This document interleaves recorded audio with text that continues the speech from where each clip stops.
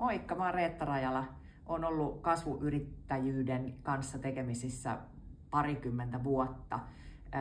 Johdin omaa kasvuyritystäni, joka oli tämmöinen muutoskonsultoinnin yritys, eli henkilöbisnestä. Semmoisen 13 vuotta, 5 viimeistä vuotta oli todella voimakasta kasvua. Tällä hetkellä mä jeesin erilaisia kasvuyrittäjiä kasvamaan ja yrittäjiä yrittämään.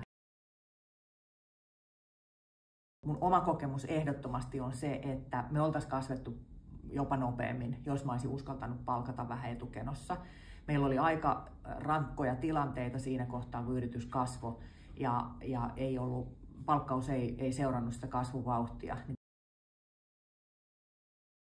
Tietysti siinä muuttuu tosi monet asiat, että 10 hengessä ei vielä tarvita kauheasti tukifunktioita ja tämän tyyppistä, että se operaatio tietysti muuttuu hyvin paljon.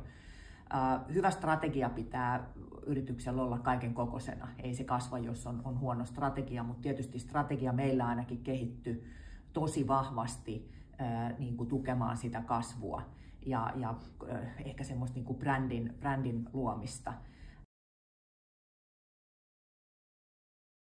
Mä koen, että yritys itse oppii aika huonosti ikään kuin tekemään sitä paremmin. Eli ne intuitiot ja tämmöiset vaikuttaa siihen rekrytointiin. Joten niin kuin tavallaan pitää kiinni siitä, että jokainen rekry on yhtä arvokas.